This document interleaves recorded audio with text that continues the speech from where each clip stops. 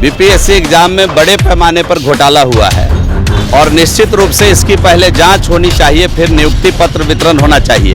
BPSC के द्वारा बिहार में शिक्षक भर्ती आयोजन कराया गया और रिजल्ट भी जारी कर दिया गया। इसको लेकर के अब बवाल शुरू हो गया। लगातार बीपीएससी कार्यालय जो है अभ्यर्थी पहुंच रहे हैं और उनको वहां से किस तरीके से भगाया जाए जग जाहिर हो चुका है। किस तरीके से लगातार जो अभ्यर्थी है, दिव्यांग अभ्यर्थी भी पहुंच रहे हैं, उनका यहां तक कि रिजल्ट भी नहीं जारी किया गया। उनको साफ साफ करे कि हम लोग को आखिर में जो बीपीएससी के चेयरमैन साहब बोले थे कि रिजल्ट दिया जाएगा, लेकिन हम लोग को तो रिजल्ट ही नहीं जारी किया गया, तो कैसे हम लोग को नियुक्ति, मान ले कि हम लोग को नियुक्ति पत्र दिया जाएगा। लेकिन एक तरफ सरकार ने कह रही है कि अब 2 तारीख को हम नियुक्ति पत्र बांटने जा रहे हैं।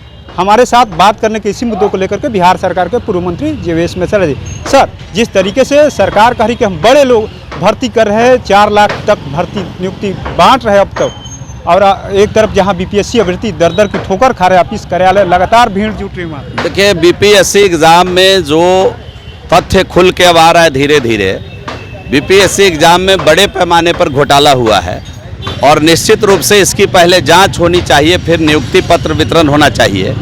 बड़े पैमाने पर घोटाला हुआ है, इसकी जांच निश्चित रूप से होनी चाहिए।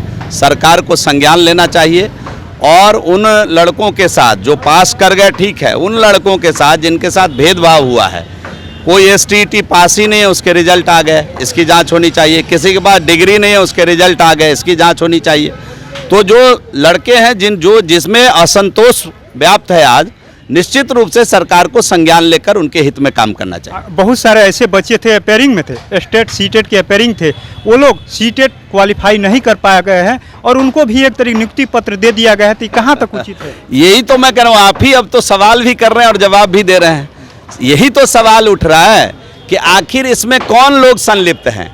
सरकार, बिहार सरकार में कभी पर्चा लीक होता है, कौन लोग संलिप्त होते हैं, कभी चुपचाप परीक्षा सेट हो जाता है, कौन लोग संलिप्त हैं, इसकी जांच होनी चाहिए और उसके बाद नियुक्ति पत्र बांटना चाहिए। आप लोग शिक्षकों के राज्यकर्मी का दर्जा को लेकर के या बीपीएससी के भर्ती से ठीक पहले आप लोगों ने मार्च किया था, तमाम जो लाठीचार्ज भी होता, आप लोग फिर से मार्च करिएगा जिस तरीके। अब ये सरकार, ये पार्टी और हमारे नेता इस पर निर्णय लेंगे। चलिए, तो हमारे साथ बात करते थे बिहार सरकार के पूर्व मंत्री जीवेश मिश्रा। साफ साफ कहते हैं कि पार्टी जो विचार करेगी, जिस तरीके से लगातार जो मार्च किया गया था, शिक्षक भर्ती आया था, उस समय लगातार जो शिक्षकों को लेकर के बीजेपी की तरफ से मार्च किया जा रहा था, लाठी चार्ज भी हो रहा है, उसको लेकर के जीवेश मिश्रा ने कहा कि पार्टी जो निर्णय लेगी उसको हम लोग काम करेंगे। लेकिन इतना तो तय है कि जिस तरीके से लगातार जो है बीपीएससी भर्ती के बाद से लगातार जो है सवाल खड़े हो गए। एक तरफ के से जहाँ सरकार जो है अपनी पीठ थपथपा रही है कि हम इतने युवाओं को रोजगार दे रहे हैं, दूसरी तरफ लगातार जो है